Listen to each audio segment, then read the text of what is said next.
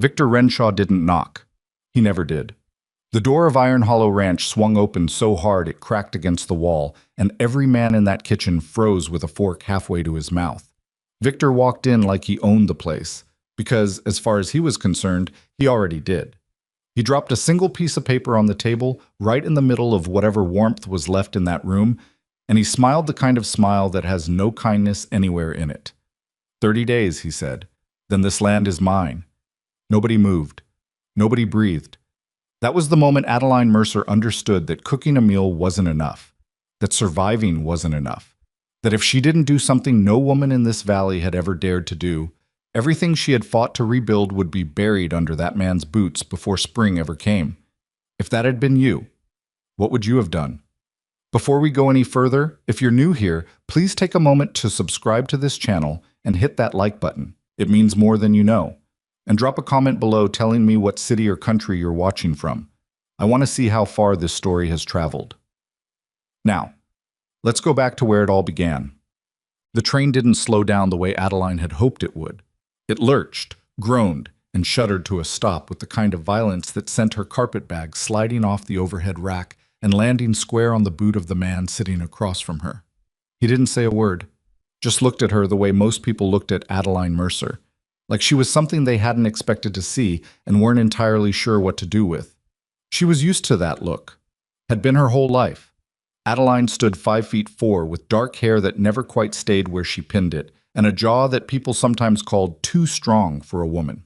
She had wide-set gray eyes that missed very little and hands that were already rough at 29 from years of real work. She wasn't the kind of woman men wrote poems about. She knew that. She had stopped grieving it somewhere around age 17 when she realized that Pretty didn't put food on the table, and Pretty hadn't saved her family's farm in Ohio, and Pretty was a currency she simply didn't carry.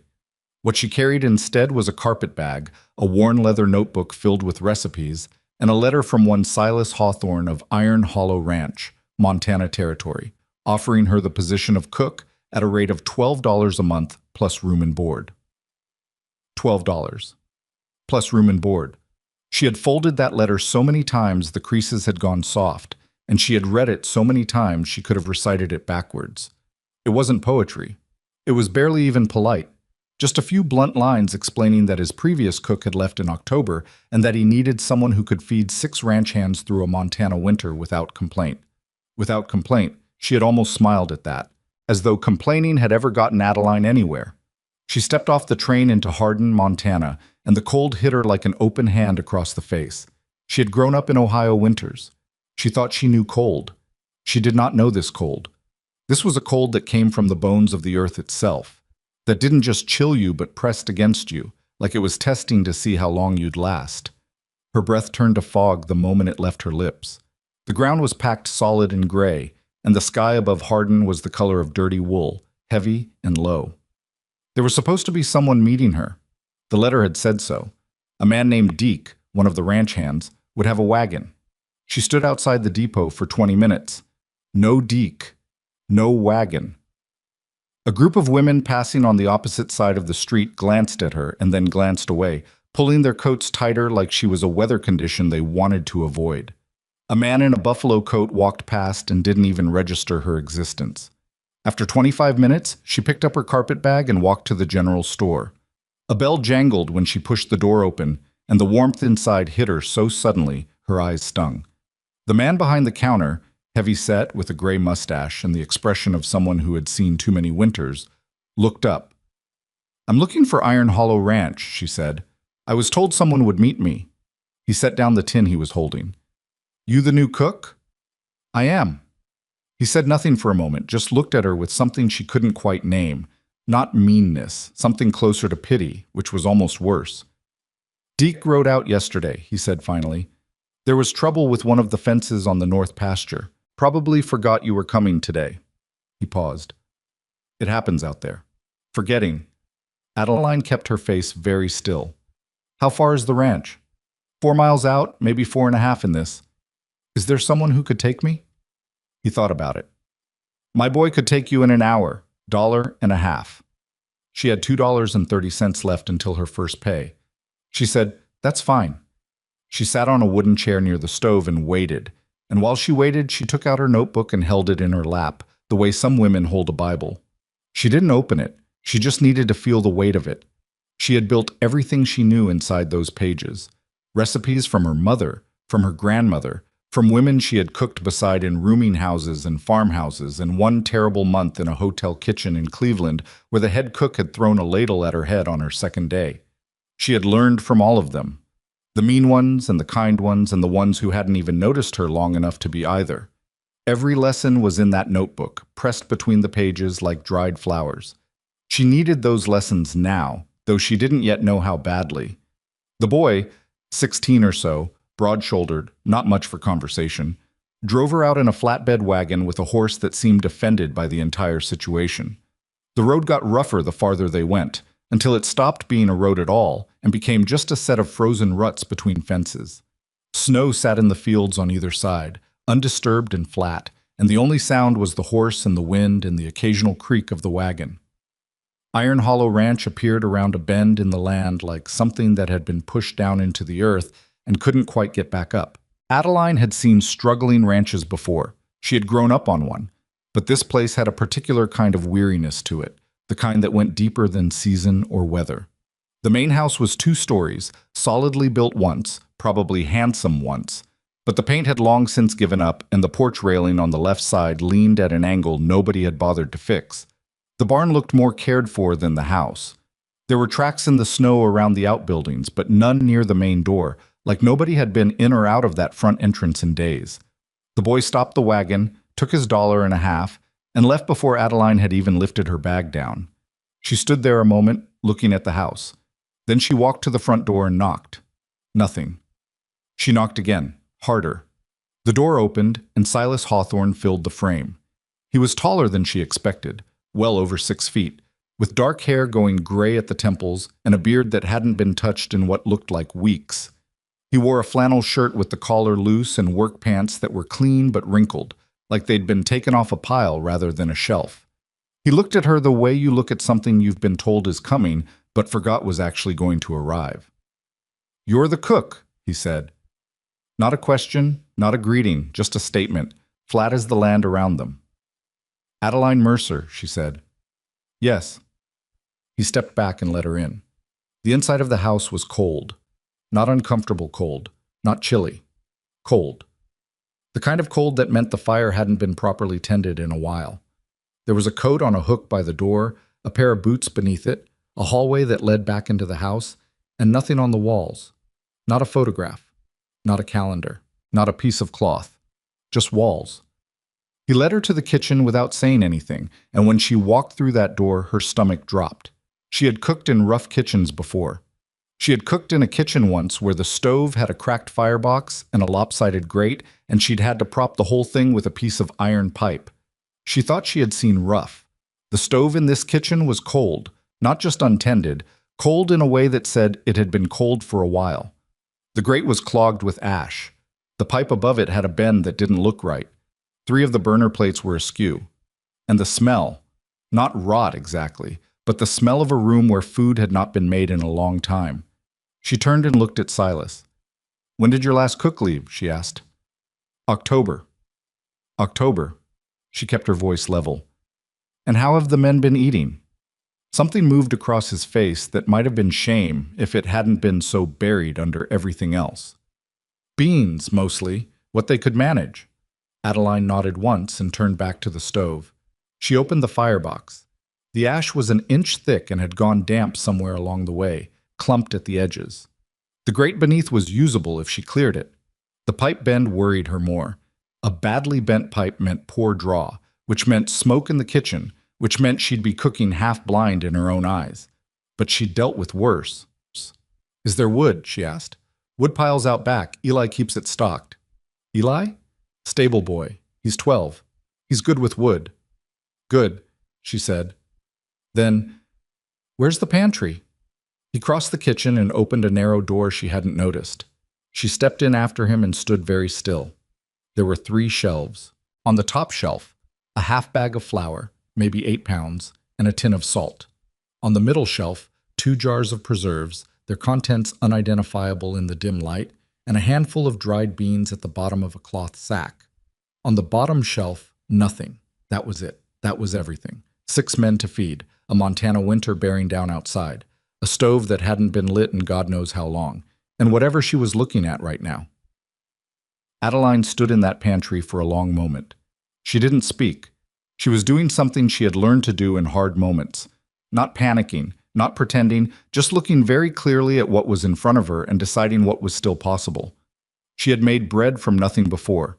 She had stretched a single chicken into 4 meals. She had turned the last of a cornmeal bag into something that made grown men close their eyes when they ate it. She looked at the flour. She looked at the salt. She looked at the 2 jars of preserves. Then she turned around and walked back into the kitchen. "I need to see the cellar," she said. Silas blinked. "The cellar?" "Every house in this territory has a root cellar. I want to see it." He took her through the back hallway and down a set of wooden steps into the cellar, and he held the lantern while she moved along the walls, hands reaching into the dark, pushing aside old cloth and broken crates, until her fingers found something. A wooden box pushed back against the far wall, half covered with an old feed sack. She pulled it out into the light. Inside, 6 dried onions, gone a little soft but still good, a paper twist of dried sage, a piece of salt pork wrapped in cloth about the size of her fist, and at the very bottom, a small tin of lard. She sat back on her heels and looked at what she had. Her mind moved fast and quiet. Flour, salt, lard, biscuits. Real biscuits, not hardtack. Salt pork rendered down would give her fat to fry in and enough drippings to make gravy if she stretched it. The onions chopped fine and cooked slow. And that fat would caramelize if she was patient, and caramelized onions changed everything, the sage in the gravy. The preserves, she didn't know what they were yet, but even if they were something plain, put in a dish at the table, they meant sweetness, and sweetness mattered more than people realized when everything else was hard. It wasn't a feast, but it was a meal, a real one. She picked up the box and carried it upstairs. Silas watched her from the doorway as she set the box on the counter and started clearing the stove. He didn't offer to help, but he didn't leave either, and after a while she stopped noticing him and just worked. She cleaned the grate with an old iron poker she found hanging on the side wall. She cleared the ash, checked the damper, opened the draft. She sent Eli, who appeared in the kitchen doorway at some point, thin-shouldered and watchful, with eyes too old for his age, out to the woodpile for split oak, and she explained to him exactly what pieces she needed and why. He listened without nodding or agreeing, just turned and went, and came back with exactly what she'd asked for. She liked him immediately. The fire caught on the 3rd try, which was 1 more than she'd hoped, and 2 fewer than she'd feared. She stood back and watched the smoke pull up the pipe and listened for the sound of it drawing wrong. It didn't. The bend was bad, but survivable. The kitchen would be smoky for the first few minutes every morning, but after that the draft would stabilize. She could work with that. By the time the stove was hot enough to cook on, she had the lard melted in the cast iron, the salt pork going in the 2nd pan, and the onions, all 6 of them, sliced as thin as she could manage, in a 3rd pan over the lowest heat, low and slow. That was the thing with onions. You couldn't hurry them. You could ruin them in a minute by turning up the heat, but if you were patient, if you stood there and stirred and let them go, they gave you everything they had. She was patient. The smell started changing in that kitchen about 40 minutes after she'd lit the stove. It happened gradually. First just the smell of fire and hot iron, which wasn't unpleasant. Then the smell of fat rendering, which was deeply good in the way that certain smells are good because they go straight past your nose and into something older. Then the onions began to brown. Eli appeared in the doorway again. Then a few minutes later, a man she hadn't met yet, one of the ranch hands, stocky and red-nosed, still in his coat, stopped at the doorway and stood there without saying anything. Then another. She didn't look up from the pan. She just kept stirring. "How long?" one of them asked. Not rudely, just a man who needed to know. 30 minutes, she said. She heard him swallow. She made the biscuits by feel, the way her mother had taught her. Flour and salt and lard cut and cold until it looked like rough sand, then just enough water until it just came together. Not smooth. Never smooth.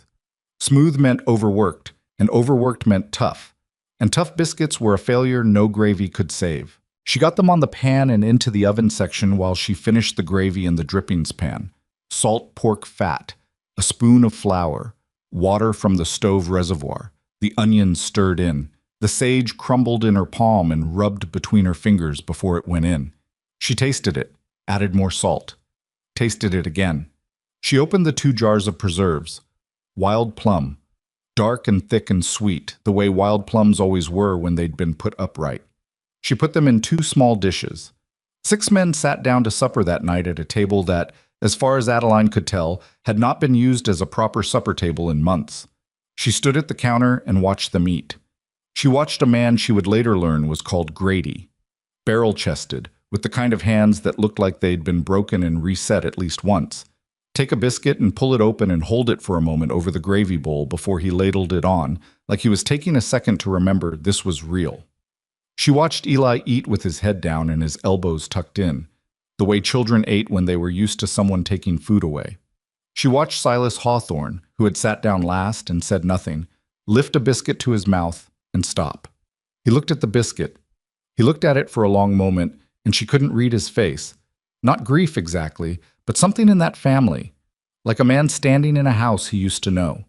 He ate it. He didn't say anything, but he ate every bite. When the plates were cleared and the men had gone back to the bunkhouse, when the kitchen had gone quiet again and the fire was settling in the stove, Adeline stood at the basin and washed the dishes. The water from the reservoir was just warm enough to work with. The soap was some homemade block, harsh and gritty. Her hands ached from the cold and the work. She was exhausted in the good way. Not the hollow way that came from being worn down, but the solid way that came from having done something worth doing. Behind her, Silas was still sitting at the table. She didn't turn around. She just kept washing. That was, he started, then stopped, then tried again. That was a decent meal. Thank you, she said. Silence. I didn't think you'd manage it, he said. With what was there? She set a plate on the rack. People usually don't think I'll manage things. She heard the chair shift. She heard him stand. I'll have the supply order to harden by week's end, he said. Deke will drive it in. I'll need a list by tomorrow morning, she said, so I know what I'm working with between now and then. A pause. Like he wasn't used to someone telling him how things would need to work. All right, he said. She heard him leave the kitchen. His boots on the hallway floor, then on the stairs, then gone. Adeline set down the last dish and stood in the quiet kitchen, looking at the stove. The fire inside it ticked and popped as the wood settled. This wasn't going to be easy. The cold, the empty pantry, the grief hanging over this house like smoke. None of it was going to get easy fast. She knew that. But the stove was warm now. The men had eaten. The boy with the 2 old eyes had cleaned his plate twice.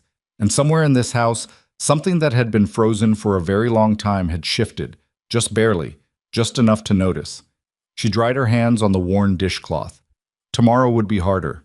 She was almost certain of it. She blew out the lamp and went to find the room she'd been given, in a house that was not yet a home, on a night so cold the windows had gone white, in a winter that was only just beginning. The morning after that first supper, Adeline woke before the sun. Not because she was eager, not because she was rested. She woke because the cold had found its way through the blanket and the thin mattress and settled somewhere in her lower back like a fist, and lying there pretending to sleep stopped making sense around 4 in the morning. She sat up in the dark, in a room that was barely bigger than a generous closet, with a single window frosted over so completely that the glass had gone opaque, and she sat there for a moment just breathing.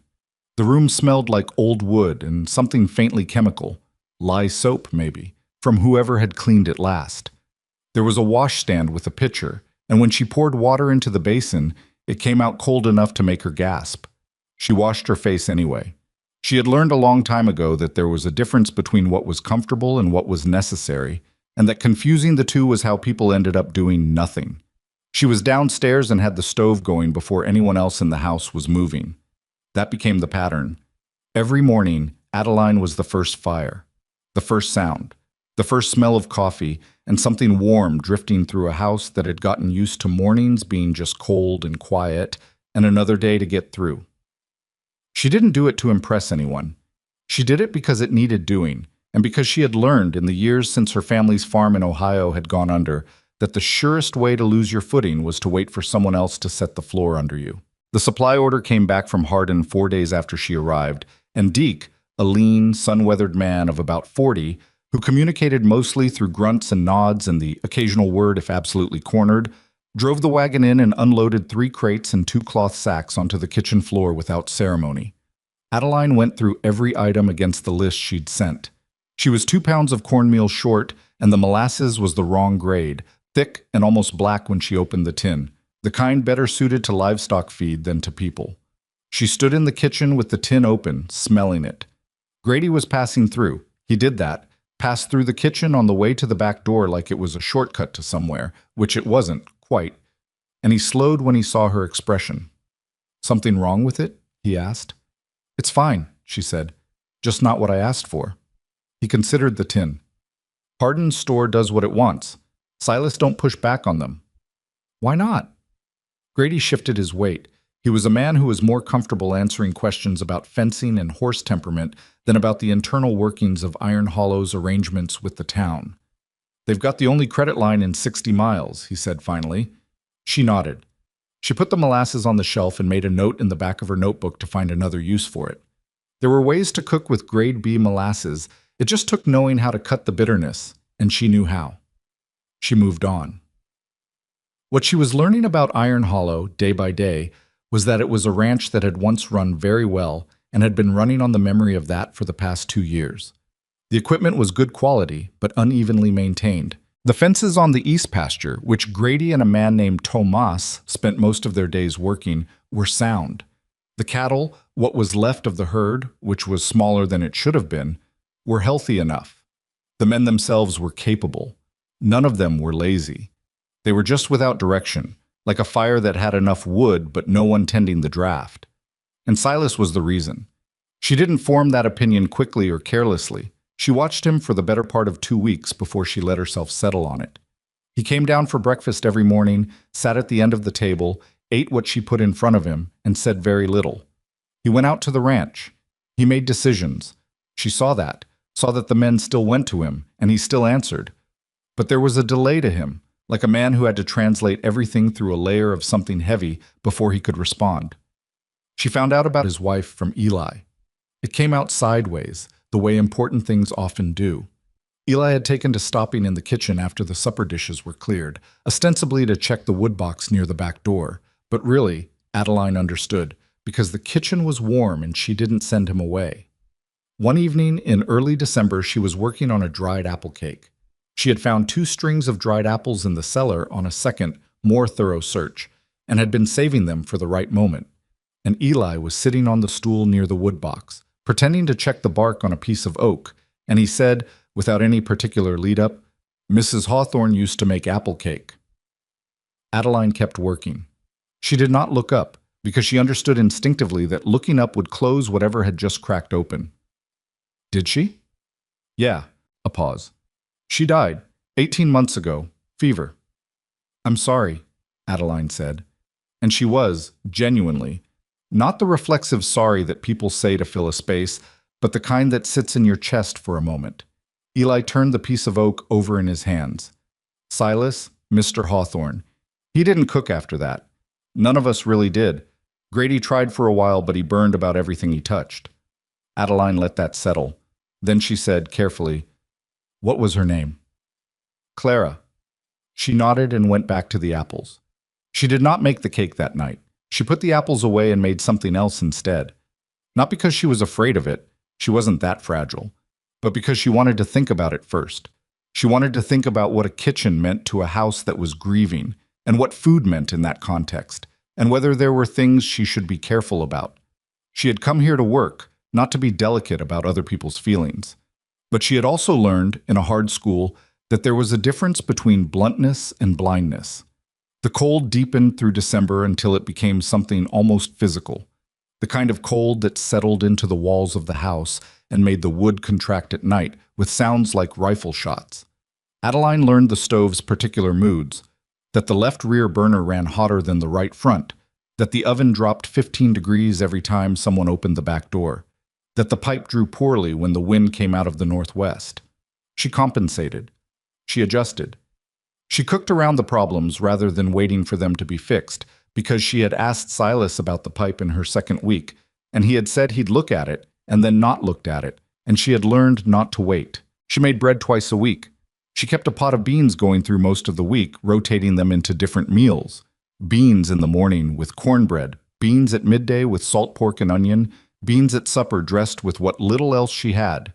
She varied it enough that the men didn't notice they were eating the same base ingredient in a different face every day, which was its own kind of skill. She made a soup on Tuesdays that changed depending on what she had, but always had the same quality to it, thick enough to warm you from the inside, with enough in it that you felt the weight of the meal afterward. Grady told her, one Tuesday, that it was the best soup he'd had since his mother's kitchen in Missouri.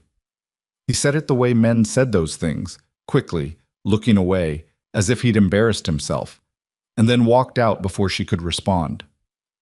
Adeline stood at the stove and felt something warm move through her that had nothing to do with the fire. It was around this time that she started noticing what was wrong in a larger way. Not just with the house, not just with Silas's grief, but with the books. She hadn't been looking for them. She had been searching for a spare whisk in the sideboard in the small room off the main hall that served as a kind of catch-all, and instead she found a ledger, pushed to the back of the bottom drawer, under a folded piece of canvas. She wouldn't have thought anything of it. It wasn't her business. She was the cook. She had no more right to the ranch's finances than she had to Silas's private correspondence, except that the ledger fell open when she picked it up, and the numbers were large enough to catch her eye before she could close it. She put it back. She found her whisk somewhere else. She made the biscuits she'd been planning, but she thought about those numbers for the rest of the day. 2 weeks later, she found out why they were bothering her. She was in Hardin with Deke for the monthly supply run, standing at the general store counter, waiting for the shopkeeper to fill the order, when she overheard two men talking at the far end of the store in the low voices people use when they think no one is paying attention. She was very good at paying attention. Hawthorne's note, one of them said. Renshaw got it. Bought it from the bank in Billings, they say. All of it? Far as I hear. She heard the second man make a low sound. That's a bad business. For Hawthorne it is. Renshaw'll call it in before spring. That's how he works.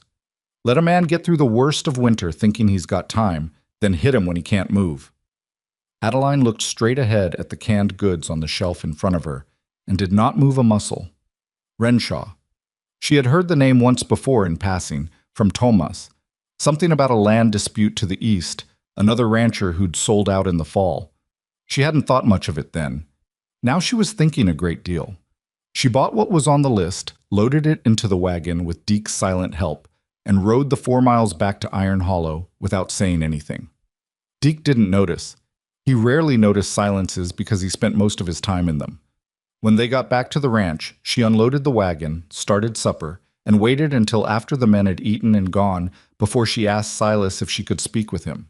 He looked at her across the table with an expression that said he already knew this wasn't about the kitchen.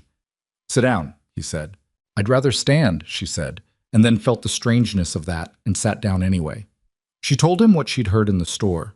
She was careful. She said clearly that it was overheard conversation from men she didn't know, that she had no way of verifying it, that she could easily have misunderstood the context. She was not going to present rumor as fact, but she thought he should know. He listened without interrupting. His expression didn't change much, but something behind his eyes shifted and settled in a way that told her this wasn't new information. It was confirmation of something he'd already feared. When she finished, he was quiet for a moment. Then he said, "How did you know it was significant?" She didn't know quite how to answer that. "I've seen what happens when a man buys another man's debt," she said finally. "I watched it happen to my father." He looked at her. "He bought a note on a neighbor's property first," she said. "My father thought that man was his friend. Then he used the note to pressure the neighbor, and the neighbor sold, and then the man turned to us." She stopped. "That's how we lost our farm. That's how we lost everything." Silas's hands, flat on the table, pressed down slightly. Not much, just a small shift in weight. "How old were you?" he asked. 16. The fire popped in the stove. Outside, the wind had picked up and was pressing against the kitchen window in long, slow waves. "Victor Renshaw," Silas said, finally saying the name out loud. is not a man who buys notes because he wants his money back. No, Adeline agreed. He's a man who wants the land. They sat with that for a moment. I need to see the papers, she said. The loan documents, whatever you signed. He stiffened, not rudely. It wasn't refusal. It was just the instinctive pull of a man who had kept his own counsel for a long time. You're the cook, he said. I know what I am, she said, and she kept her voice even. I'm also the only person in this house who's seen what Victor Renshaw is going to do next. You don't have to show me anything, but if you don't, you're going to lose this ranch, and you're going to lose it in a way that leaves the men with nothing and Eli with nowhere to go. She watched that land. She watched him look at the table, then at the window, then at his hands. A man who was used to bearing things alone and had been doing it so long he'd forgotten there might be another way. I'll get the papers, he said. He brought them to the kitchen table that same night, after the house had gone quiet.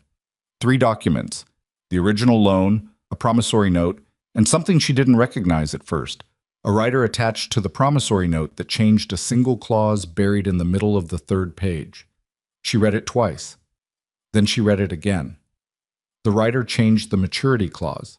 Under the original loan, Silas had 18 months before the note came due. Under the writer, that term dropped to 6, and that term had been running since October, since before she arrived, since she realized around the same time his previous cook had left. Did you sign this? She asked, pointing to the writer. He leaned in and looked. No. Are you certain? He stared at it. That's not my signature. She set the paper down carefully, the way you set down something that might break. She had seen this before, not personally, but she had a clear memory of her father at a table very like this one, looking at a paper very like this one, with an expression very like the one on Silas's face right now. The expression of a man who has just understood that someone he trusted, or at least tolerated, had done something that could not be undone by simply being angry about it. Someone added this after you signed the original, she said. I know. Which means there's fraud. I know, he said again, and his voice had gone flat in a way that frightened her more than anger would have. Flat was hopeless. Flat was a man who had already decided the outcome. Silas, she said his name directly, and she didn't use his surname because this was not a moment for surnames. This is a piece of paper, a fraudulent piece of paper, which means it doesn't have the power it's pretending to have. But you need someone who knows the law to look at this. Not next month. Not when it gets warmer. Now. He looked at her. I'm not a lawyer, she said. I can see what it is. But you need someone who can prove what it is. A long pause. There's a man in Billings, he said finally. An attorney. Caldwell. He handled Clara's... He stopped. He cleared his throat. He handled some papers for us before. Then you write to him tomorrow, she said. The paper sat between them on the table in the lamplight. The fire in the stove had burned down to coals. Outside, the Montana winter pressed against the windows. You're not just the cook, are you? Silas said. It wasn't an accusation. It wasn't quite a question either.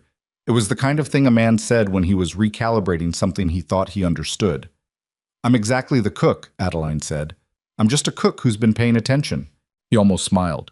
Not quite, but something moved across his face that was in the neighborhood of it. She gathered the papers and stacked them neatly and slid them back into his hands. Lock those somewhere, she said. Don't leave them in the sideboard. Where'd you find the ledger? He asked. She kept her face neutral. The whisk drawer. This time he did almost smile again, and she stood up and started banking the stove for the night, because the conversation was finished and there was still tomorrow to prepare for.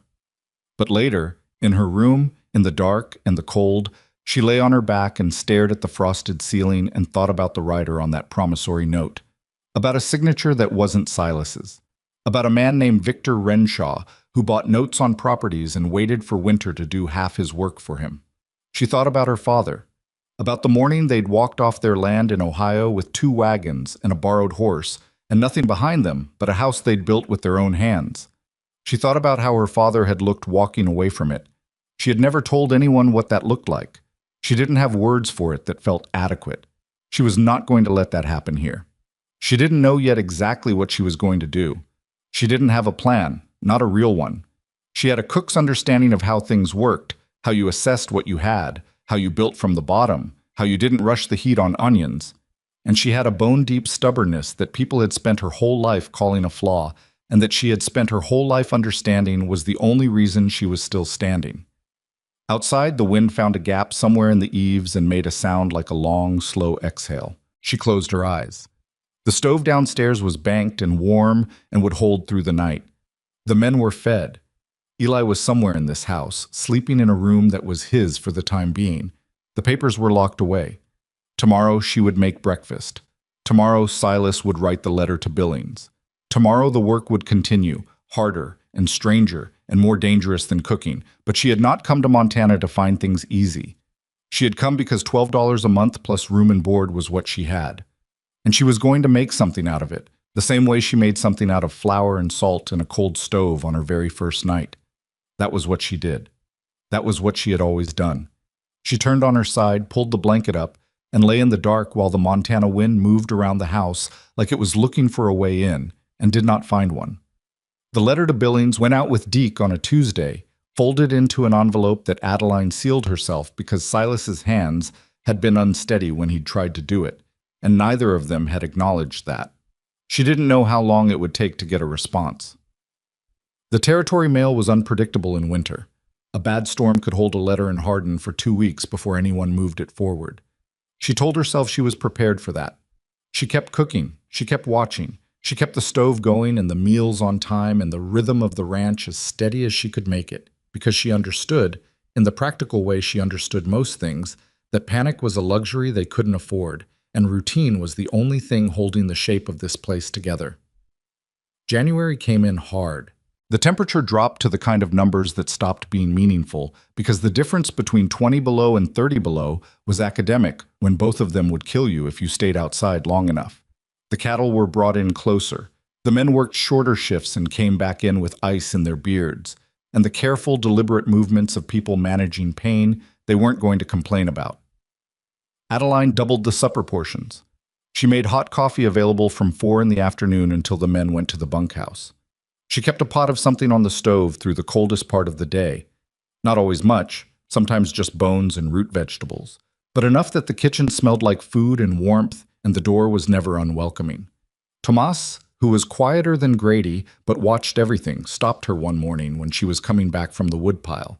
She'd gone herself because Eli was down with a head cold and she hadn't wanted to ask anyone else.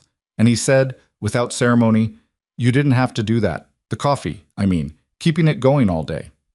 "I know," she said. "Most cooks just do the meals." "I know that too."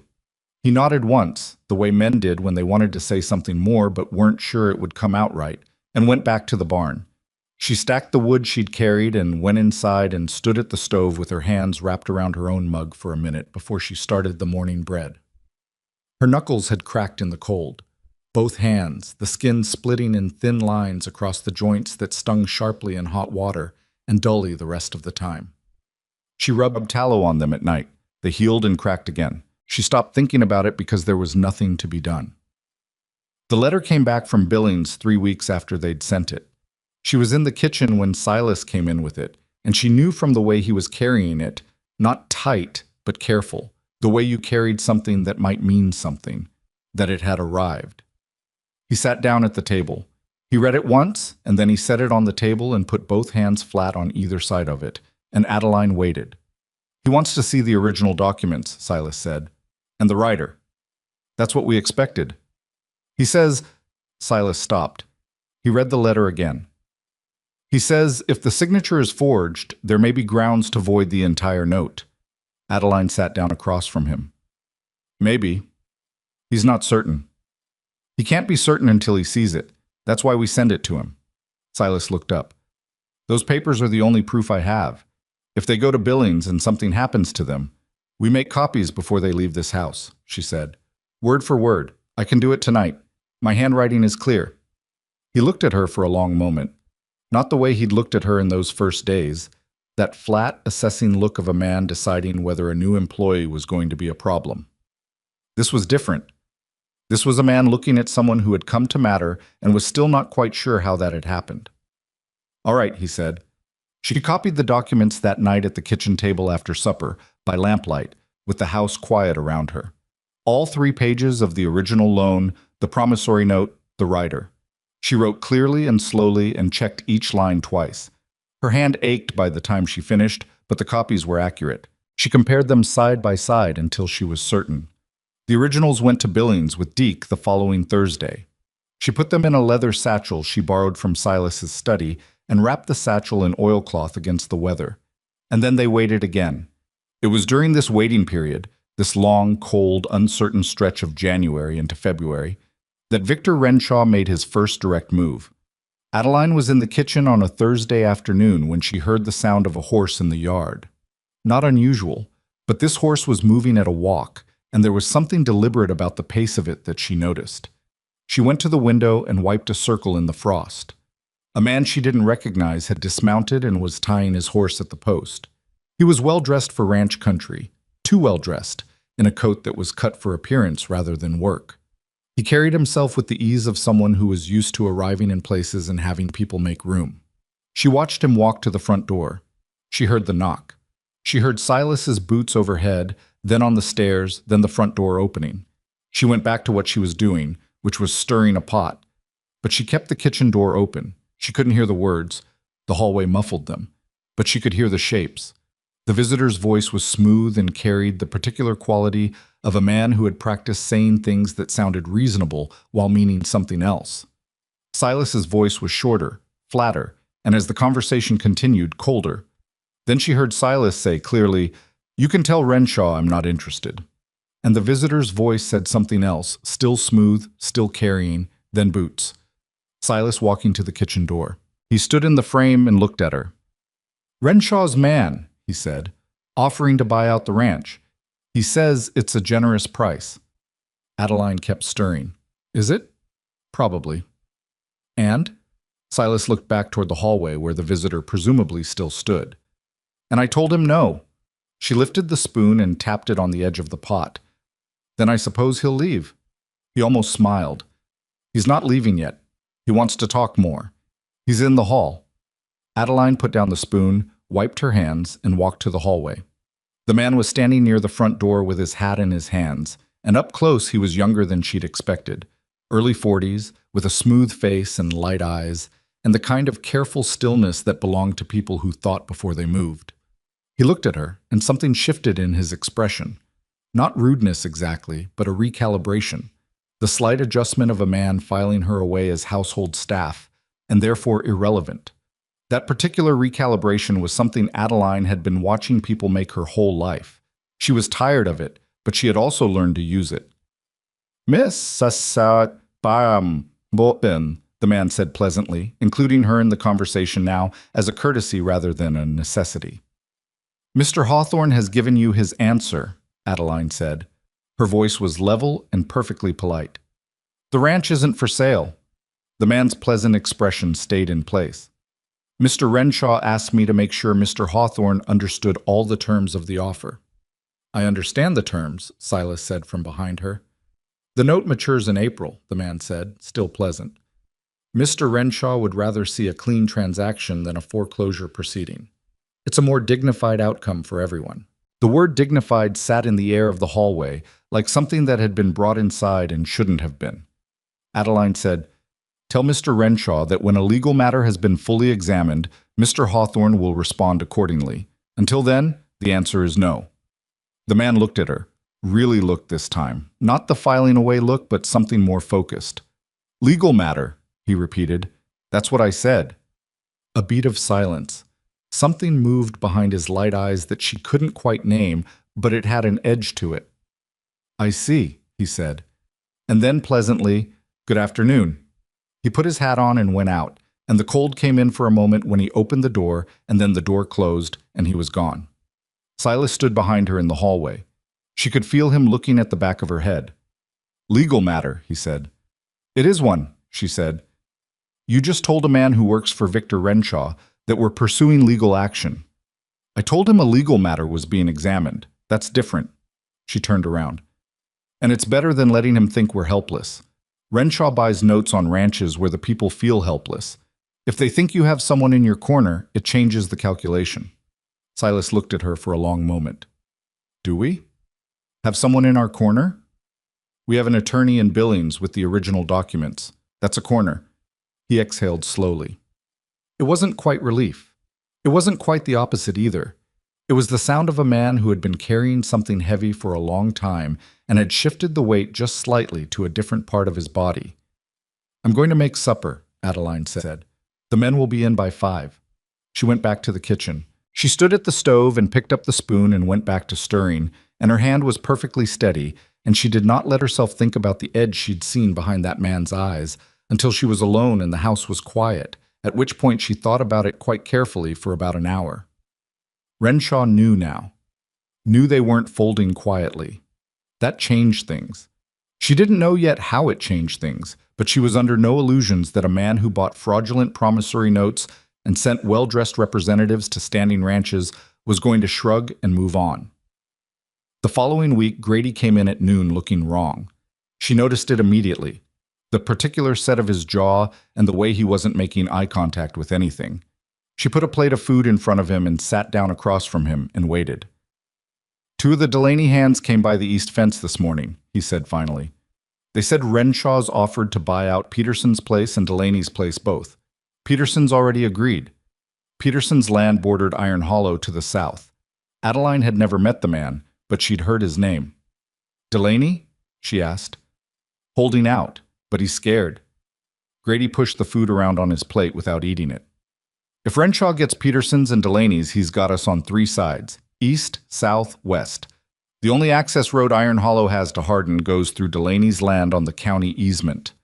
The room was quiet except for the fire. He's not just buying a ranch, Adeline said. No. Grady finally looked at her. He's buying the valley. She stood up and went to the window, not to look at anything in particular, just to give herself a moment where she didn't have to keep her face composed. Outside, the snow was flat and white and the sky had gone the color of iron. February sky. The worst kind. She thought about what she knew. She thought about the writer on the promissory note, the forged signature. She thought about the attorney in Billings, whose response they were still waiting on. She thought about Peterson selling, about Delaney being scared, about the county easement road, and what it would mean if Renshaw controlled the land on either side of it. She thought about a 14-year-old girl in Ohio watching her father walk away from a house he'd built with his own hands. She turned around. I need to talk to Silas, she said. Grady nodded, already pushing back his chair. What followed was the most direct conversation she'd had with Silas since the night they'd gone through the papers. She spread the situation out in front of him at the kitchen table like a map. What Grady had told her, what she understood about Renshaw's strategy, what it meant for the access road, what it meant for the valley if one man controlled the majority of the land around it.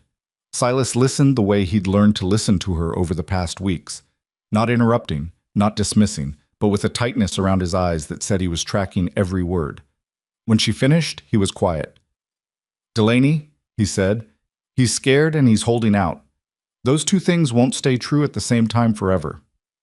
I know Frank Delaney, Silas said. We're not friends. We've had fence disputes. That doesn't matter right now. He looked at her. You want me to go talk to him? I want you to go talk to him and I want to come with you. You're the cook. Silas? She used his name the same way she had that night in November, the first name way that meant, this is serious, and we both know it. When that man came here last week and I said we were pursuing a legal matter, that was the first time Renshaw's people have heard something unexpected from this ranch in probably a year. That bought us something. Not much, but something. If Delaney holds, and if we can find even 1 or 2 other ranchers who'd rather fight than sell, we have something to bring to your attorney. A pattern. Multiple fraudulent transactions. That's bigger than 1 forged signature. The fire ticked in the stove. She would have liked you, Silas said. It came out of nowhere, or seemed to. Adeline went still. Clara, he said, and his voice was careful around the name, the way you were careful with something that had been broken and mended and you weren't sure how well. She didn't take things sitting down either. It drove me. He stopped, cleared his throat. It drove me out of my mind sometimes, and then she was gone, and I'd have given anything to have her argue with me again. The kitchen was very quiet. Adeline didn't know what to say, which was unusual for her, so she said the true thing, which was, I'm sorry you lost her. He nodded once. Then he stood up. I'll ride to Delaney's tomorrow morning, he said. If you want to come, Be ready at 7. She was ready at 6:30. She would not have admitted that to anyone. The ride to Delaney's took 40 minutes through cold that bit through her coat in a way that made her understand again why this land broke people who weren't paying attention. Frank Delaney's ranch was smaller than Iron Hollow, tucked behind a long ridge that cut the wind, and the house was tidy in the careful way of a man who lived alone and had decided tidiness was one thing he could control. Delaney himself was a compact man in his 50s, weathered in the specific way of men who had spent their lives at altitude, with a deliberate manner and suspicious eyes that softened only slightly when he saw Silas. The two men shook hands with the careful formality of people who had been on opposite sides of property disputes and were choosing not to bring that to the table right now. Adeline stood back and let them talk for the first 10 minutes. She watched Delaney's face. She watched him go from suspicious to attentive to something that looked like carefully suppressed fear as Silas laid out what they knew about Renshaw's method. The note buying, the fraudulent rider, the strategy of surrounding a property and controlling access. Then Delaney said, "I got a letter last week, offering to buy." "Did you respond?" Silas asked. "Not yet." "Don't," Adeline said. Both men looked at her. She stepped forward. "If you sell, he gets the access road to Iron Hollow. If he gets that, it doesn't matter what our attorney finds. Renshaw can make it impossible for this ranch to function, legally or not." She looked at Delaney directly. "But if you hold, and if there are others who hold, and if the attorney in Billings can establish that Renshaw has committed fraud on multiple notes in this territory, it's not just a civil matter anymore. It becomes criminal." Delaney's eyes moved between her and Silas. "Who are you?" he asked. Not rudely, genuinely wanting to know. "Cook," Adeline said. "At Iron Hollow." He stared at her. The cook who found the forged rider on the promissory note," Silas said quietly, and there was something in his voice when he said it that made Delaney look at him and then look at her again with different eyes. The conversation lasted another hour. By the end of it, Delaney hadn't committed to anything in writing because he was a careful man, and careful men didn't commit to things in writing in their own kitchens without thinking first. But he'd said enough, had asked enough pointed questions, and listened with enough focused attention that when Adeline and Silas rode back to Iron Hollow in the dying afternoon light, she felt something she was careful not to call hope, because hope was fragile and she needed something sturdier than that right now. She called it possibility. 3 days later, Renshaw's man came back. This time he didn't knock. The front door opened and he was simply there, in the hallway, with his hat on and his coat on, and two men behind him she hadn't seen before. Not well dressed. The other kind. Silas was in the hallway before she got there. She came around the corner from the kitchen and stopped. "Mr. Hawthorne," the man said, and the pleasantness was still there, but thinner now, like ice in March that you could see the dark water under. "I wanted to follow up on our last conversation." "The answer hasn't changed," Silas said. "Mr. Renshaw is concerned that there may be some misunderstanding about the nature of the debt situation." The man's light eyes moved to Adeline briefly and moved away. "He asked me to be very clear that the note matures April 1st. That's 7 weeks. "I can count," Silas said. "He also asked me to mention," the man continued, still pleasant, still measured, "that certain representations made to Mr. Delaney last week by a member of your household may create complications for everyone involved." The hallway went very still. So Renshaw knew about the visit to Delaney's. That meant someone had told him, which meant he had eyes in this part of the valley that none of them had accounted for. Adeline filed that away and kept her face neutral. "I don't think you should threaten people in my hallway," Silas said. His voice had gone flat again, but it was a different kind of flat than she'd heard in those early days. This one had iron under it. "No threat," the man said pleasantly, "just clarity." "Then I'll be clear back." Silas stepped forward and the man held his ground, but just barely. "You tell Renshaw that the papers are in Billings. You tell him an attorney is examining them. And you tell him that if I find out he's been approaching my neighbors with anything other than a legitimate business proposition, I'll find a way to make that information very public very fast." The man looked at him for a long moment. Then his eyes went to Adeline again, and this time they stayed there, and the look had changed. It wasn't the dismissal from before. It was the look of a man recognizing, for the first time, that he'd misidentified something in this house, and the misidentification had cost him something he couldn't yet measure. "Good afternoon," he said, and he put his hat on and left, and the two men behind him went with him, and the door closed. Silas stood in the hallway without moving. "He knows about Delaney," Adeline said. "Yes." "Which means we have less time than we thought." "Yes." He turned around and looked at her, and his face was tired in a way that went past the body, the way grief and fear together make their own particular kind of exhaustion. "What do we do?" She had been thinking about this for 3 days since the ride back from Delaney's, in the hours between supper and sleep, and in the early mornings before the house woke up. She had been turning it over the way she turned dough, looking for where it was weak, where it needed more work, where the structure was sound. "We need more than Delaney," she said.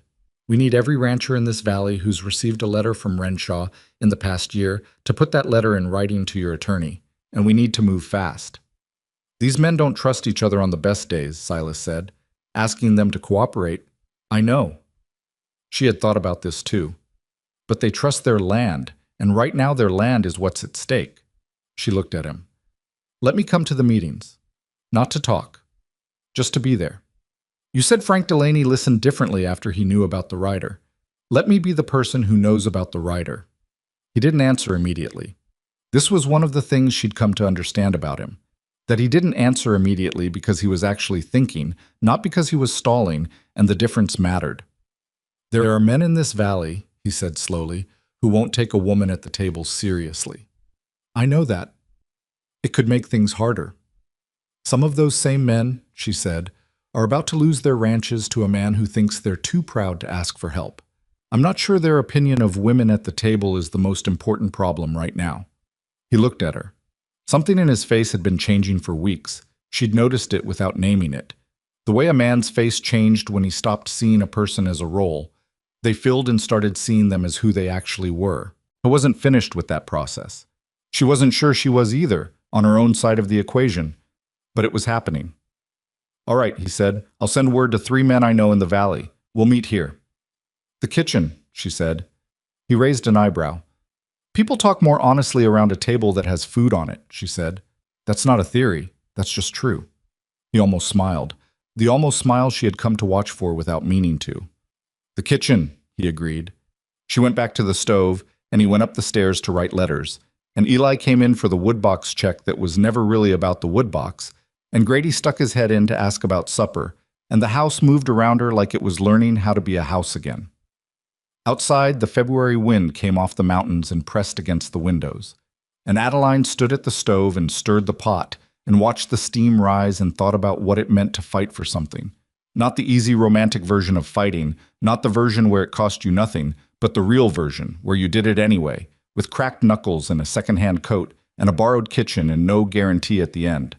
She thought about her father walking away from his farm. She thought about a boy named Eli eating with his elbows tucked in. She thought about Clara Hawthorne's apple cake. She added salt to the pot, tasted it, added a little more, and kept going. The 3 men came on a Saturday. Silas had sent the letters by Deke midweek, short and direct, not asking for a favor, not explaining everything, just saying that there was information about Victor Renshaw that affected every ranch in the valley and that he thought they should hear it. He'd picked the 3 carefully. Frank Delaney, who already knew the shape of things. A man named August Carr, who ran cattle on the north side of the valley, and who Silas said was stubborn as post oak, but honest to his core. And a younger rancher named Will Sutton, whose father had built his spread 30 years back, and who had received, according to a conversation in Hardin's feed store that Grady had reported back, a letter from Renshaw just 2 weeks prior. Adeline had been cooking since 5 that morning. Not to impress. She told herself that clearly, the way she told herself things when she needed to be honest with herself about her own motives. She was cooking because this was her terrain. The kitchen was the one place in this world where she held every advantage, where her judgment was unquestioned, where she understood the tools and the timing and the outcomes. And she understood, practically and without sentiment, that men who had eaten well were more likely to stay in their chairs and less likely to shut down when something made them uncomfortable. She made a bean and salt pork soup that had been going since before dawn, thick enough to stand a spoon in. Cast iron, 2 pans of it, with the last of the good cornmeal. She made coffee strong enough to wake a man who had been asleep for 2 years, which she privately thought was a description that applied to more than one person in this situation. The men arrived within 20 minutes of each other, tied their horses, came in through the back the way ranchmen always did, and stood in the kitchen with their hats in their hands, looking slightly uncertain about the arrangement. August Carr was exactly what Silas had described. Short, wide through the shoulders, with a gray beard trimmed so precisely it looked architectural. He shook Silas's hand, nodded at Delaney, looked at Will Sutton with the benign disinterest of a man 40 years his senior, and then looked at Adeline. "Cook?" he said. "Yes," she said. She handed him a coffee mug. He took it. He didn't look entirely sure what to make of her being there. He sat down. Will Sutton was younger than she'd expected, maybe 28, with a sunburned neck and the slightly overwhelmed expression of a man who had inherited a large problem along with a large property and was still calibrating how serious it was. He sat down next to Carr and wrapped both hands around his mug like it was something to hold on to. Delaney came in last, looked at Adeline the way a man looked at someone he'd been thinking about since their last conversation, and sat down at the far end of the table without saying anything. Silas stood at the head of the table. Adeline stood at the stove, which put her behind the men's sightlines but within earshot of everything, and close enough to move if she needed to. Silas talked for 15 minutes. He laid it out clean and without theater. The note, the writer, the forged signature. What the attorney and Billings had said about it. Renshaw's man coming twice to the ranch. The strategy of surrounding properties and controlling access. He didn't editorialize. He didn't try to work their emotions. He just told them what he knew. When he finished, August Carr said, "How sure are you about the forgery?" "The attorney says the signature doesn't match the notarized samples from the original documents." Cesar confirmed. "His letter uses the word inconsistent," Silas said. "He hasn't made a final determination. He needs more time." Carr drank his coffee. "That's not much to go on." "No," Silas agreed. "It's not." A pause. Will Sutton turned his mug slowly on the table. "The letter I got from Renshaw's office," he said, "offered me about 60% of what the land's worth." "What did you do with it?" Adeline asked. He looked up at her, a little startled, the way young men sometimes were when the person they'd filed as background became foreground. "Nothing yet." "Do you still have it?" "At home." "Yes." "Keep it," she said. "Don't respond to it." "Keep the envelope too, with the postmark." Carr looked at her now, and his expression had shifted slightly. The benign disinterest was still there, but something had moved behind it. "Why the postmark?" "Because if the attorney can establish that Renshaw was sending lowball purchase offers to multiple landowners in this valley at the same time he was buying fraudulent notes on their properties, it stops being a private dispute between Renshaw and Silas." She looked around the table.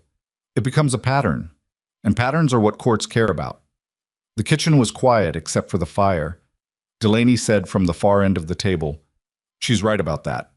Carr looked at Delaney. Then he looked at Adeline again. "You got a legal background?" "No," she said. "I have a father who lost his farm the same way." That landed differently than an argument would have. She watched it land, watched Carr's shoulders drop about half an inch, watched Sutton stop turning his mug. She went to the stove and started ladling the soup. She put bowls in front of each of them without asking if they wanted it, because she already knew the answer, and because giving men something to do with their hands, holding a spoon, tearing cornbread, made it easier for them to keep talking instead of shutting down when the conversation got hard. They talked for 2 more hours. By the end of it, Carr had agreed to write a letter to the attorney in Billings describing Renshaw's offer on his property the previous spring, an offer he had declined. Sutton agreed to send his letter and envelope. Delaney had already been in contact, apparently, with a 4th rancher to the east, a woman, a widow named Harriet Oakes, who had sold her property to Renshaw in September, and who believed, after the fact, that the valuation she'd been given had been deliberately falsified. That was new. Adeline looked at Delaney. "You knew about her," she said. "Found out last week," Delaney said.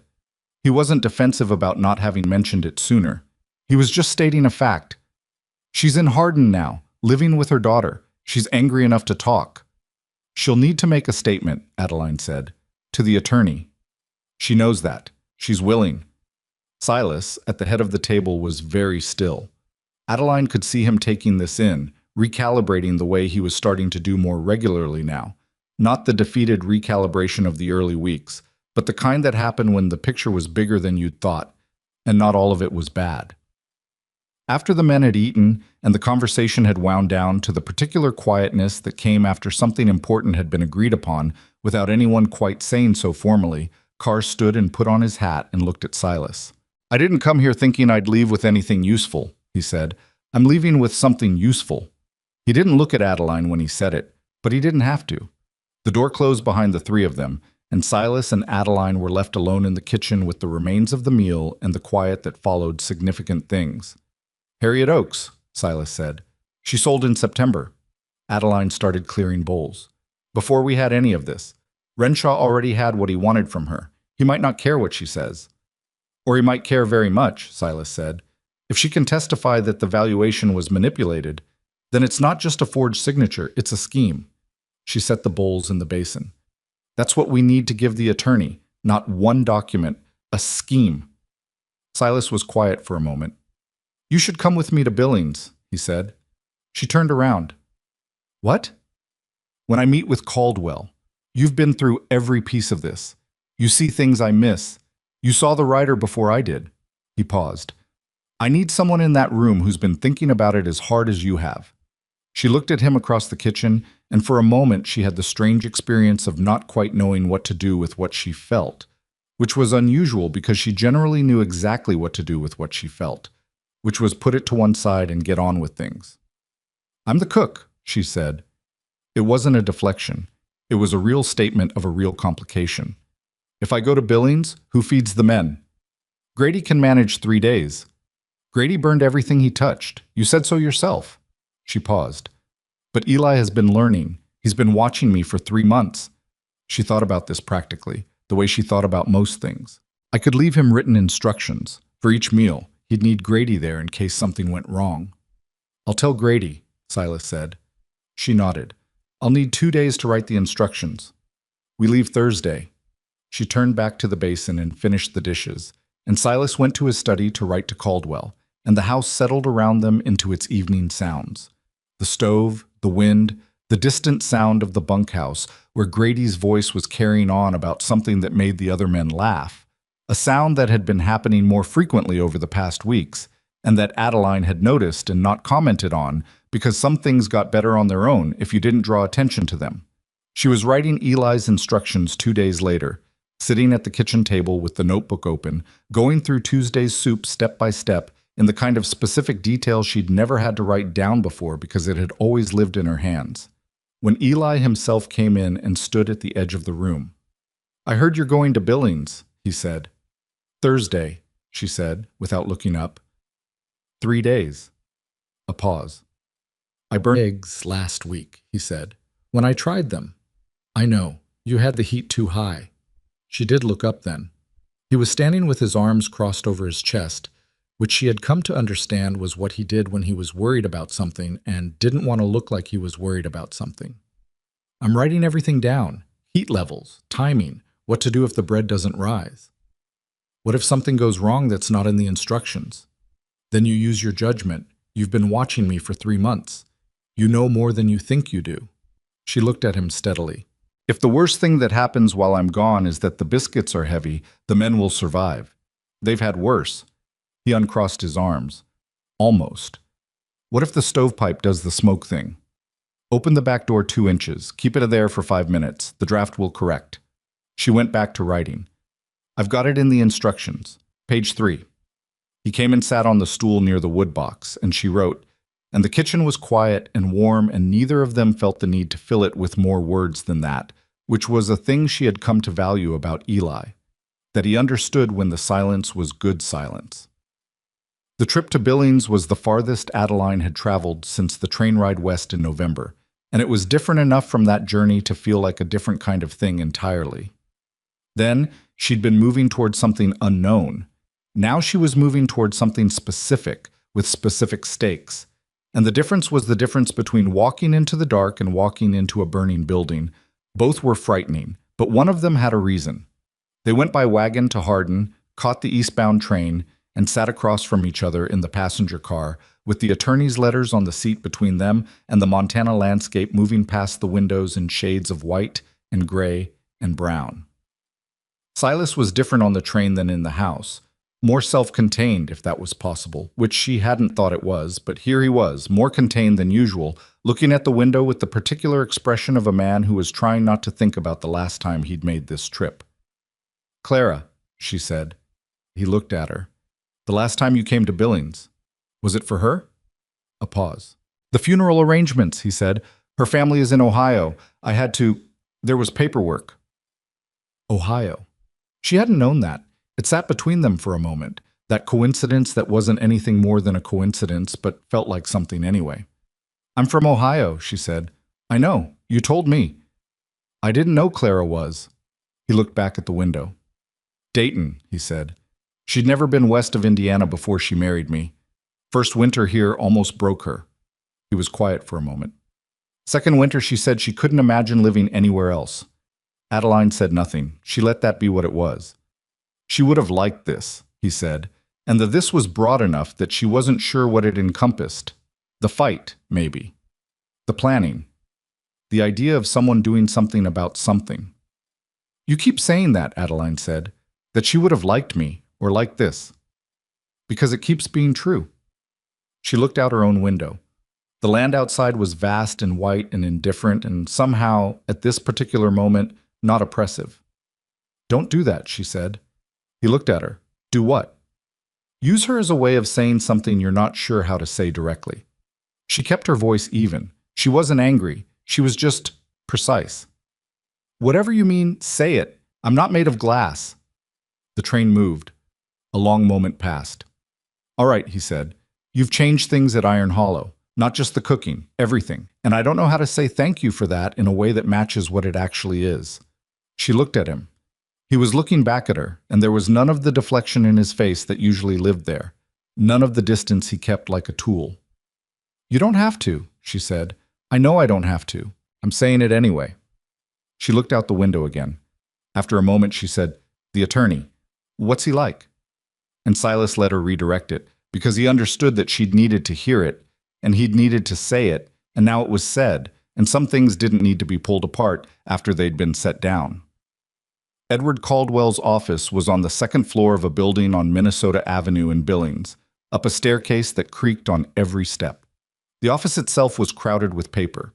Not disorganized, she could see there was a system, but dense, the way a serious working office got when the work was real and ongoing, and nobody had time to keep it cosmetic. Caldwell himself was a lean man in his late 50s with reading spectacles pushed up on his forehead and ink on his left hand, and the manner of someone who had learned after many years to listen before he talked. He shook Silas's hand and then looked at Adeline, and she said, before he could ask, "I found the writer. I've been managing the correspondence, and I know the documents." He studied her for 1 second. Then he said, "Sit down, please, both of you." And that was that. They spent 3 hours in his office. Caldwell had done his own research in the weeks since receiving the originals. He had obtained, through channels he described briefly and didn't elaborate on, information suggesting that Renshaw had purchased at minimum 4 promissory notes on properties in the Montana Territory in the past 2 years. He had confirmed, through a handwriting specialist in Helena, that the signature on the writer was not Silas's. "Confirmed," Adeline said, and the word came out more sharply than she intended. Caldwell looked at her over his spectacles. "The specialist is prepared to testify." She exhaled slowly. "The question," Caldwell continued, "is jurisdiction and venue. A forgery case in the territory courts can move very slowly. Renshaw has attorneys of his own, and he will use them to delay. Your April maturity date is the pressure point. He knows that if he can keep you tied up past April 1st, the note theoretically comes due regardless of the fraud claim, and he can argue that foreclosure proceedings begin independently of any fraud investigation." "Can he actually do that?" Silas asked. "He can try. It would be contested. But contested takes time, and time costs money, and he's counting on the fact that you don't have unlimited funds to fight on 2 fronts. The 3 of them sat with that for a moment. "What do we do?" Silas said. "We file before April 1st, Caldwell said. We file a fraud claim in the territorial court that specifically requests an injunction against any foreclosure proceedings pending resolution. That freezes the clock. He paused. But to make that injunction strong enough to hold, I want more than the forged signature. I want the pattern you mentioned. The multiple notes, the other properties, this woman who sold in September. Harriet Oakes, Adeline said. She's in Hardin. She'll speak to you. I'll need to go to Hardin. I'll arrange it, she said, and Silas looked at her and Caldwell looked at her, and she looked back at both of them and said, I'm the cook. Hardin is where I do the supply runs. I know people there. That was true as far as it went. What was also true was that over the past 3 months, she had quietly, without making a project of it, become a person that certain people in Hardin were willing to talk to. The woman at the dry goods counter who mentioned things she'd heard, the postmaster's wife who was at church with Harriet Oakes's daughter. She hadn't cultivated these connections strategically. She had just been herself, paying attention, treating people decently, not making anyone feel small, and people had responded to that the way people generally did when you didn't have an angle. Caldwell wrote a date in his diary. 3rd week of March, he said. I'll be in Hardin. Can you have Mrs. Oakes available? Yes, Adeline said. They came back from Billings on Saturday. The house felt different when they walked in. Not worse, not cold the way it had been in November, but different in the particular way of a house that had been tended by someone else for a few days. The fire was burning. Something was on the stove, and it smelled of beans and something scorched at the edges, but mostly fine. Eli was in the kitchen with a dish towel over one shoulder and flour on his left sleeve, and the expression of someone who had just survived something and was still calibrating how to feel about that. The bread was heavy, he said immediately. Both days. That's all right, Adeline said. The soup on Friday was good, he said, and then clearly wished he hadn't said it because it sounded like boasting, and he looked away. Good, she said. She looked at the stove, the fire, the pot. She looked at the kitchen that was hers and had been held together in her absence by a 12-year-old boy who had flour on his sleeve and a dish towel over his shoulder. Thank you, Eli. He shrugged like it was nothing. He went to check the wood box, which was already full, which meant he'd checked it 10 minutes ago, which meant he was glad she was back, which she understood and did not comment on. Grady appeared in the doorway behind her. Anything useful come out of it? The attorney is filing before April, she said. It should stop the foreclosure while the fraud case is heard. Grady absorbed this. Should, he said. Should, she agreed. He nodded. He looked like he wanted to say something else and decided against it and went back through the door, and she started on supper because she'd been gone 3 days and her kitchen had been in 12-year-old hands, and the men needed a proper meal. She heard Silas upstairs moving through the house, the study door, then down the hallway, then the sound of him stopping. She heard him pick something up. She heard him put it down. She heard the particular quality of quiet that came from a man standing in a room that used to mean something and was learning to mean something different. She kept cooking. The weeks before the March filing were some of the hardest, not because things got worse on the surface. There were no more visits from Renshaw's man, no more letters, no overt pressure. But the silence from Renshaw's direction was not the silence of a man who had given up. It was the silence of a man who was waiting, and Adeline knew the difference between those two kinds of quiet. What happened instead was subtler. A rumor appeared in Hardin. She heard it from the woman at the dry goods counter, who mentioned it with the careful tone of someone uncertain about its validity, that Silas Hawthorne was behind on his ranch payments because his operation was failing, that the note was coming due because the ranch couldn't generate enough income, that any legal challenge was a desperate move by a man trying to delay the inevitable. The rumor was designed to isolate, to make other ranchers in the valley think twice about aligning themselves with a sinking ship. She brought it to Silas that evening. He went still when she told him. It's not true, he said. I know that. The operation isn't failing. Last year was hard, but this year, Silas. She stopped him. The people spreading the rumor know it's not true. They're not spreading it because it's accurate. They're spreading it because it makes people hesitant. She looked at him. We need to be visible. The men who came to the kitchen, Carr, Sutton, Delaney, they need to be seen talking to you in Hardin, where people can see it. You want us to perform confidence. I want you to have it, she said. But yes, also perform it. He looked at her with the expression she had come to know meant he thought she was right, and was deciding whether to say so directly or just act on it. He acted on it. He rode into Hardin the following Tuesday, and he brought Grady, and he was visible in a way he hadn't been in a long time. At the store, at the feed supply, standing in the street talking to Frank Delaney, who had come to town on his own business, and who had the particular dignity of a man who knew what he was doing and was doing it anyway. People noticed. People always noticed. The visible thing was always doing two kinds of work: the work you could see and the work you couldn't. Renshaw's next move came on a Wednesday night in the third week of March, 4 days before Caldwell was due in Hardin. She was alone in the kitchen, later than usual. She'd been making a list for the supply order and had lost track of time, when she heard something outside that wasn't wind, a sound that was too deliberate for weather. She went to the window, but the frost had come up on the outside and she couldn't see. She went to the back door and opened it 2 inches. The barn was lit. Not the normal lit of a lamp left burning, the wrong kind of orange, moving and irregular, coming from the gap under the barn's side door. She ran. She did not think about running. She was simply outside in the cold in her house shoes, crossing the yard with the frozen ground punishing her feet through the thin soles, and she was pulling the barn door open, and the orange was wrong, and the smell was wrong, and 2 of the horses were moving in their stalls with the high, frantic energy of animals that knew before humans did. She found it in the corner of the tack room, a pile of old straw and rags, burning, pushed against the base of the wooden wall, no more than 10 minutes old. She didn't have water. She grabbed the nearest thing, which was a horse blanket hanging on the stall post, and she beat the fire. She beat it hard and low, and without stopping, the way you beat something you couldn't afford to let win.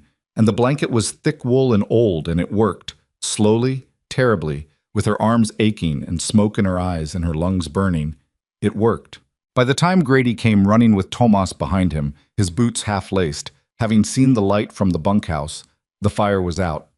What was left was a scorched corner, a ruined blanket, 2 frightened horses, and Adeline standing in the middle of the tack room with her hands blackened and her house shoes probably beyond saving. Grady looked at the corner. He looked at her. He looked at the door behind him, out into the yard. "Someone said it," he said. It wasn't a question. "Yes," she said. "Renshaw's people." "Almost certainly." She was coughing, and she waited for it to pass. "Don't touch the door from the outside. There might be tracks." Tomas went to the door. He stood there a moment. He came back and looked at her with something she hadn't seen on his face before, a kind of careful, quiet anger that was the most frightening kind. "2 sets," he said.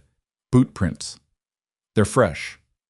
Silas came through the barn door at a run, and when he saw her standing there with black hands and smoke-ruined eyes, his face did something she couldn't quite name and wouldn't try to later. "Are you hurt?" he asked. "No." He looked at the corner, his jaw set in a way she had come to recognize, not the defeated flatness of those early weeks, but the set of a man who had made a decision without having to think about it first. "This changes things," he said. "Yes," Adeline said. "It does." She looked at the scorched wall, at the ruined blanket, at the frightened horses settling slowly back into themselves. "It means he's scared. People who are winning don't set fires." Silas looked at her. "He knows about Caldwell," she said. "He knows about the filing. He's not waiting anymore." She wiped her hands on her apron, and the soot smeared but didn't come off, which means neither can we. The yard outside was cold and dark and still. Somewhere out beyond the fence line, 2 sets of boot prints were freezing into the ground. She looked at Silas and Grady and Tomas, 3 men standing in a scorched barn in the Montana night, looking back at her. And she thought about flour and cold stoves and what you could make when you had almost nothing. She thought about what you could make when you finally had enough. Caldwell arrived in Hardin on a Thursday, 2 days after the fire. He came on the morning train with a leather bag that looked like it had been to more courtrooms than most judges, and he listened to Adeline's account of the barn with the focused stillness of a man who was rearranging his strategy in real time while appearing to simply drink his coffee.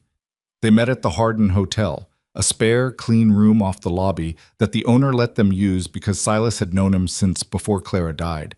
And the man had the decency to ask no questions about why a rancher and his cook and an attorney from Billings needed a private room on a Thursday morning. Harriet Oakes was already there when they arrived. She was 61, small-framed, with white hair pinned back and hands that had done decades of work, and showed it. She sat very straight in her chair, the way women of her generation sat when they were angry and had decided to be dignified about it. She had brought a box. Inside the box were her own documents, the original sale agreement, the valuation letter from Renshaw's agent, and a second valuation she had obtained independently 6 weeks after the sale from a land assessor in Miles City, because something had felt wrong and she had needed to know how wrong. The independent valuation was 40% higher than what Renshaw had paid her. Caldwell looked at that number for a long moment. Then he looked at Adeline. Then he looked at Harriet. "Mrs. Oakes," he said, "are you willing to submit this to the court?" "Young man," she said, and Caldwell was not particularly young. "I sold my husband's land for less than it was worth because a man lied to me about what it was worth. My husband built that ranch from nothing. He died on that land." She folded her hands on the table. "Tell me where to sign." After Harriet left, Caldwell sat with Silas and Adeline for another hour.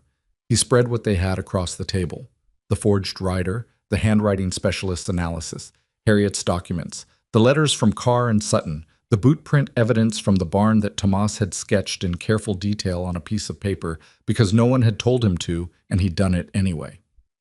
"The arson attempt," Caldwell said, "changes the legal character of this. A man committing fraud who also attempts to destroy property to prevent a legal challenge. That's not a civil matter anymore. That's criminal." "Can you prove he ordered it?" Silas asked. "Not directly. Not yet." Caldwell tapped the sketch Tomas had made. "But I have a colleague in Billings who works with the Territorial Marshal's office. If the Marshal opens an investigation into the arson, any connection to Renshaw becomes part of the official record. That runs parallel to the civil fraud case and puts pressure on him from 2 directions at once." "2 directions," Adeline said. "A man fighting on 2 fronts," Caldwell said, "tends to make mistakes on both." She looked at the table. She looked at all of it. Months of work laid out on a hotel table in a small town in Montana, assembled piece by piece from overheard conversations and cellar searches and late nights at a kitchen table in a barn fire, and a 61-year-old woman with a box of documents and a straight back and a specific kind of anger that only came from being wronged by someone who had counted on you not fighting back. "File everything," she said. "The fraud claim, the injunction request, the arson report, all of it, at once." Caldwell nodded. "I'll have the filings ready by Monday." They rode back to Iron Hollow in the late afternoon, and the sky had gone the particular shade of pale blue that belonged to late March in Montana, when the worst of the winter was technically over, but the land hadn't entirely believed it yet. The road was half mud, half frozen, and the wagon lurched at intervals that made conversation difficult, which suited both of them because there wasn't much left to say that wasn't better said by just sitting with it. Adeline looked at the land as they went. She had been looking at it since November, from the kitchen window, from the supply wagon, from the front porch on the 3 occasions when the temperature had been bearable enough to stand outside without purpose. And somewhere in those months it had stopped being strange to her. The flatness of it, the scale, the way the sky came all the way down to the horizon without anything in the way. Ohio had trees everywhere. You were always inside something there, always framed. Out here the frame was gone, and at first that had felt like exposure, and now it felt like space. She hadn't thought about Ohio in 3 days. She noticed that. The filings went to the territorial court on Monday, as Caldwell had promised, and the injunction was granted on Wednesday. Not finally, not permanently, but provisionally, which was enough to freeze the April 1st date while the fraud case was heard. When Deke came back from the post office in Hardin with the court notice in his hand, and the expression of a man not entirely certain what he was holding, Adeline read it twice at the kitchen table and then set it down and sat with her hands flat on either side of it, very still, for about 30 seconds. Then she got up and started lunch. Silas came in while she was at the stove, and she said without turning around, "The injunction was granted." She heard him stop. "Provisional," she said, "but it stops April 1st. He said nothing for a long moment. She heard him cross the kitchen. He stopped at the table and picked up the notice and read it, and she kept her back to him because she understood that some moments needed privacy even when you were standing in the same room.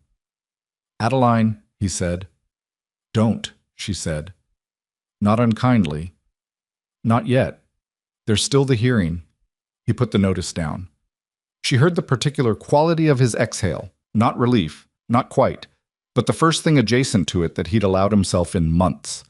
He sat down at the table, and after a moment she put a plate in front of him without being asked, because he hadn't eaten since morning, and it was past noon and some things didn't require a conversation.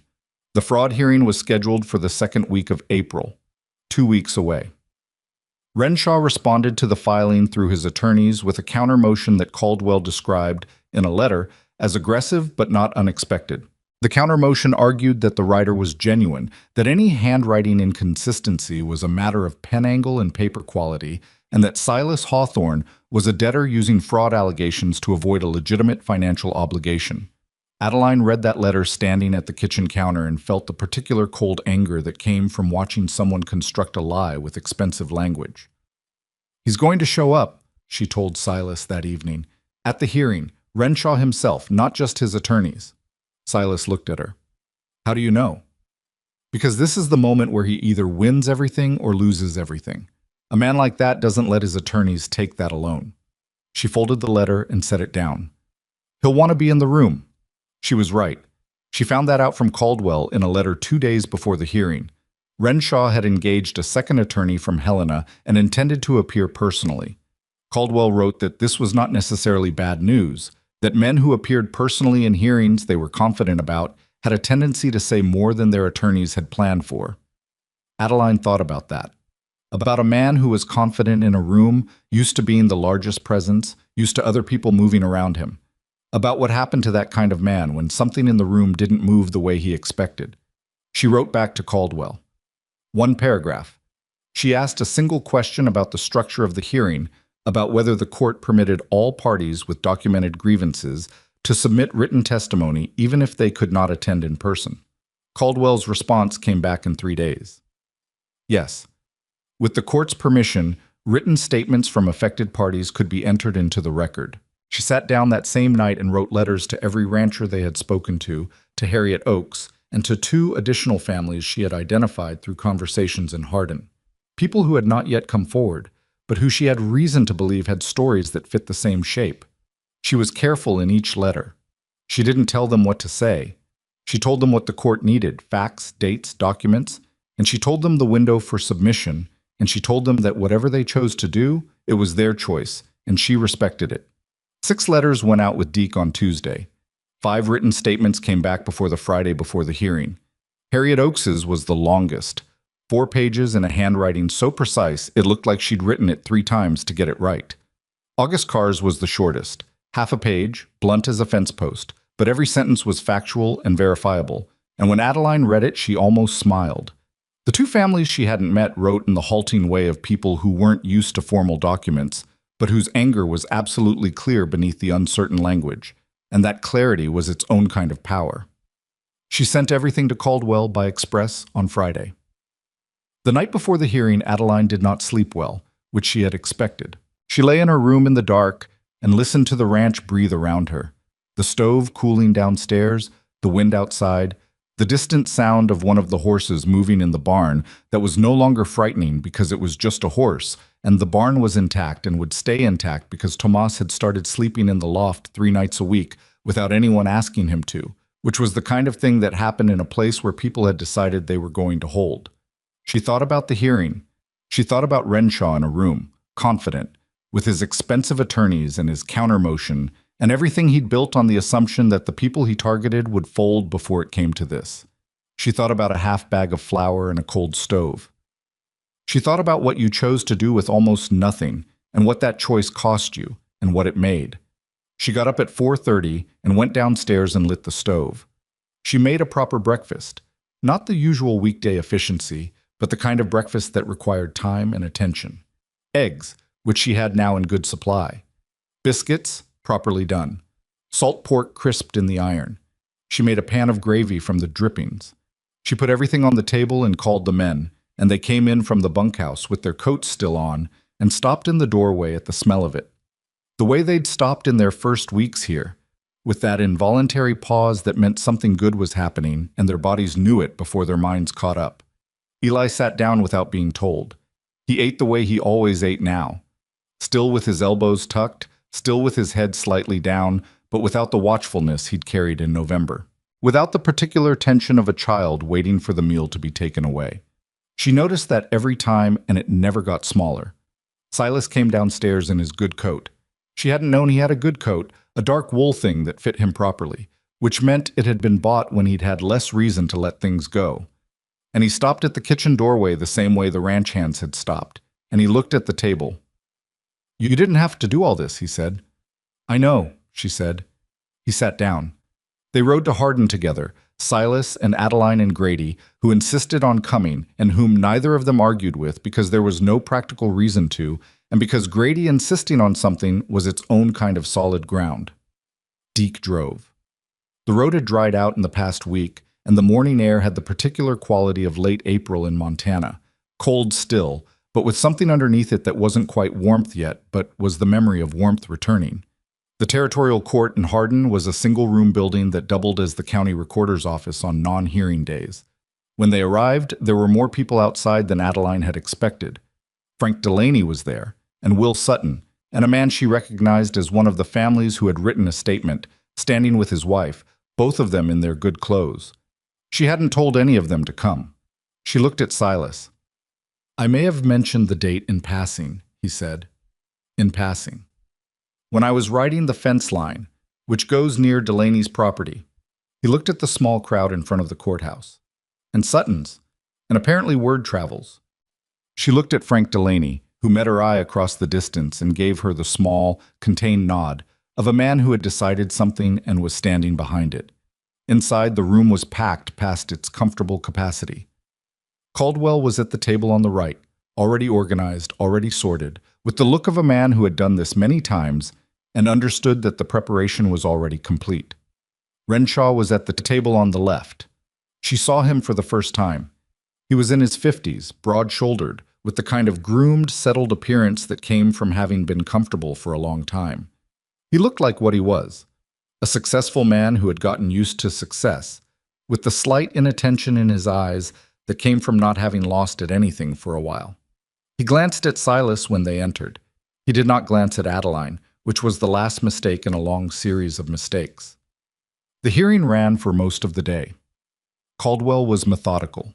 He presented the original documents, the handwriting specialist's analysis, the timeline of Renshaw's note purchases in the territory, the written statements from the other ranchers and from Harriet Oakes, and the arson report that the territorial marshal had opened as a formal investigation the previous week. He did not perform. He did not editorialize. He laid things down one at a time, in order, like a man building something, and the thing he was building became clear about 2 hours in, when the pattern was undeniable even to someone who hadn't been looking for it. Renshaw's attorneys objected frequently, smoothly, confidently, with the professional ease of men who were paid very well to slow things down. The judge, a weathered man of 60, whose expression suggested he had seen most of what humans were capable of, and had stopped being surprised by it some time ago, sustained some objections, overruled others, and said very little. Then Renshaw himself spoke. Adeline had expected him to be good in a room. He was. He had the natural authority of a man who filled space without effort, and when he spoke it was with the patient, reasonable tone of someone explaining something self-evident to people who were perhaps not quite keeping up. He acknowledged the irregularities in the documents. He attributed them to a clerical error on the part of the notary, who was unfortunately no longer employed by his office. He expressed sympathy for the difficult position Mr. Hawthorne found himself in, and suggested that the fraud allegations were a regrettable but understandable response to financial stress. It was very good. Adeline could see people in the room responding to it. Not everyone, but enough that she felt the ground shift slightly. Then the judge asked Renshaw about Harriet Oakes.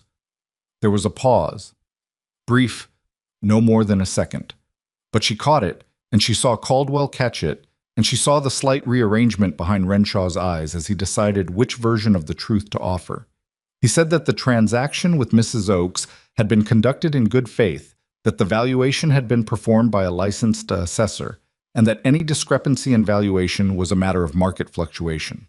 The judge asked who had performed the assessment. Renshaw named a man. Caldwell opened a file and said quietly that the assessor Renshaw had named had been suspended from practice in the Montana Territory in February of 1882, more than a year before the Oaks transaction, for falsifying property valuations on behalf of a land acquisition company. The room went still. Renshaw's lead attorney started to speak. The judge raised one hand and the attorney stopped. The judge looked at Renshaw. "Mr. Renshaw," he said, in the tone of a man who has finished being patient, "the assessor you used for the Oaks transaction was suspended for falsifying valuations. The signature on the rider to Mr. Hawthorne's promissory note has been identified as inconsistent with Mr. Hawthorne's verified signature by a specialist prepared to testify under oath. I have before me written statements from 5 separate property owners in this territory, describing what appears to be a consistent pattern of fraudulent valuation, document alteration, and predatory note acquisition." He set down the paper he was holding.